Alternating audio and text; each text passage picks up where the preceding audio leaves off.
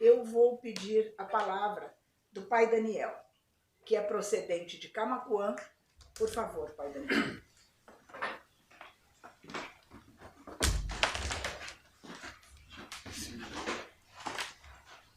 Boa tarde a todos.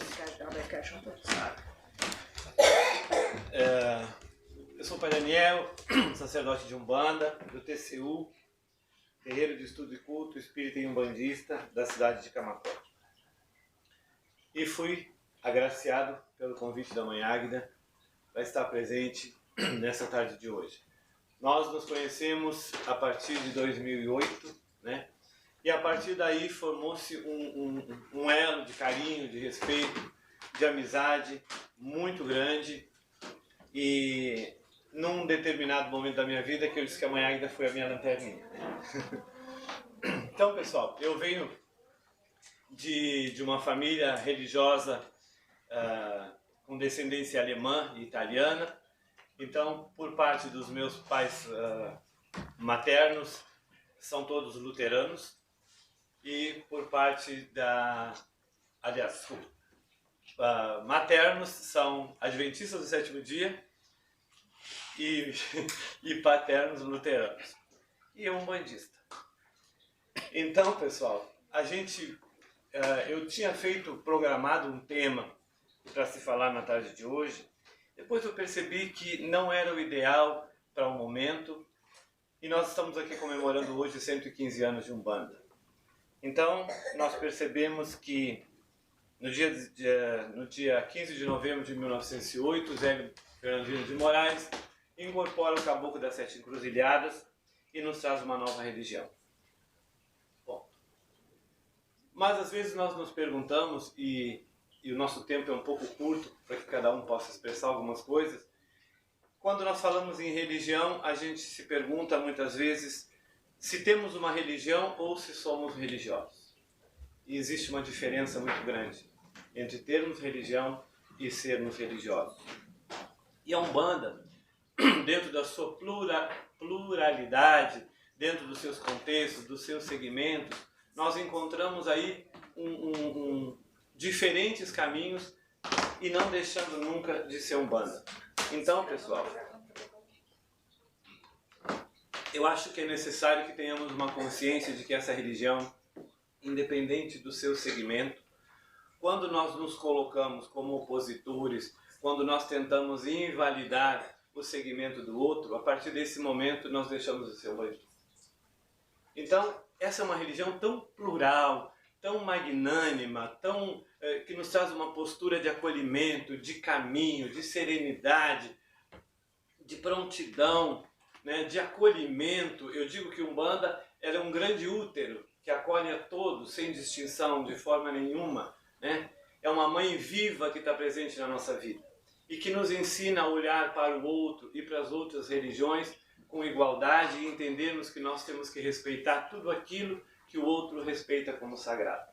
Eu costumo falar muito no terreiro que eu sou muito tranquilo, eu tenho amigos, né, párocos. A gente participou lá em Camaquã da inauguração de uma cruz jesuítica, da pracinha da Santa Cruz, que foi encontrada uma cruz jesuítica lá. O padre da paróquia nos convidou para consagrar essa cruz também.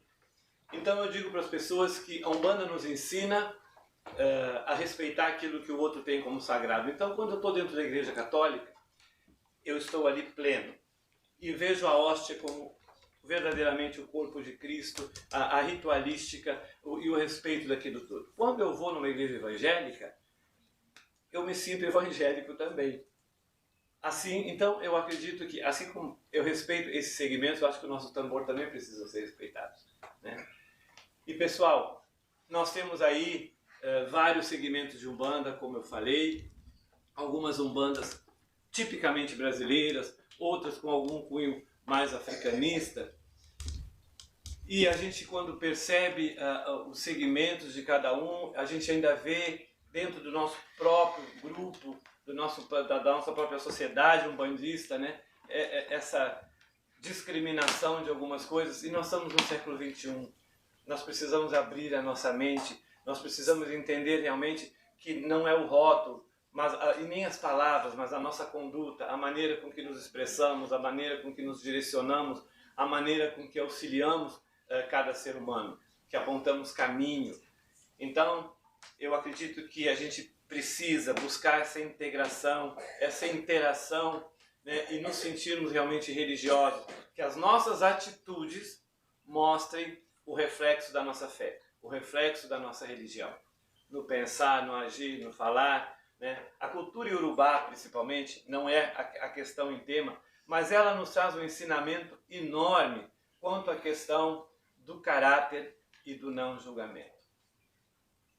E quando nós nos alicerçamos em cima de um caráter equilibrado, ilibado, sereno, tranquilo, que a nossa mente, a nossa consciência nos leva, que nós possamos absorver dos nossos guias, dos nossos orixás, as suas qualidades e trazermos isso para a nossa vida e colocarmos isso no nosso dia a dia, nós vamos ter então aí sim, verdadeiramente o reconhecimento de sermos religiosos.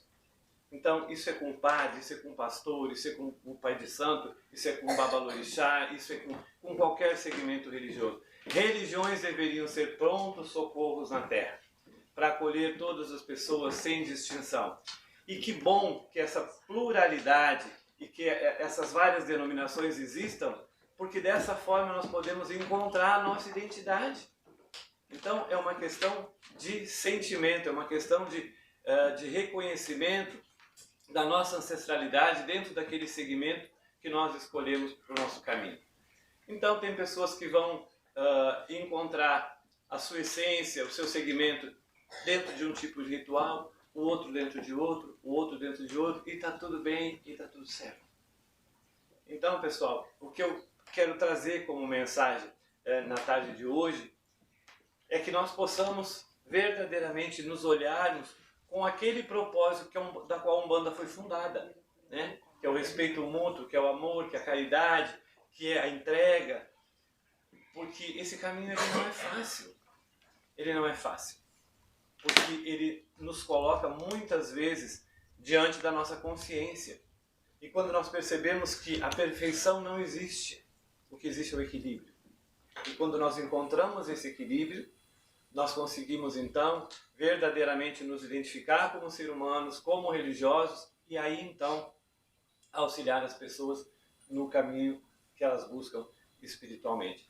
Então, esses 115 anos, eu acredito que o Caboclo das Sete Encruzilhadas, quando fundamentou a Umbanda, ele saberia com certeza qual seria a sequência disso tudo. Talvez Hélio não soubesse. Mas ele saberia, né? O caminho, a proporção que isso tomaria. Agora, uma religião só se constrói realmente com pessoas conscientes, com pessoas com serenidade, com entendimento de entender esse religare, entender essa religação, né, com o Criador, com o todo. Então eu peço, né, aos nossos irmãos umbandistas, rogo ao Caboclo das Sete Encruzilhadas, que numa época de tanta evolução, né, que nós tenhamos essa consciência de entender que Umbanda é pé no chão, que Umbanda é sagrado, e que tudo aquilo que o outro professa como fé também deve ser respeitado e também deve ser considerado sagrado. Então eu agradeço muito, mãe, por ter estado aqui, por ter vindo de Camaquã. Agradeço ao Lodumare, ao Oxalá, a Zambi, a Deus, a Jesus Cristo, a toda essa imensa egrégora que rege a nossa Umbanda e todas as religiões, e que Zélio de Moraes receba muita luz no plano espiritual e que o Caboclo das Sete Encruzilhadas se mantenha como um caboclo de firmeza, nos dando direcionamento e amparando a toda a nossa Umbanda, independente do segmento que ela segue. Eu acho que é isso aí. Saravá.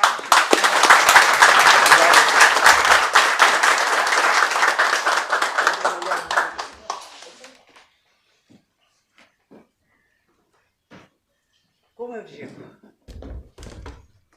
obrigada, pai Daniel. Desde 2008. E muito levamos juntos. Situações em Camaquã. Trocamos muito, aprendi muito com o senhor também.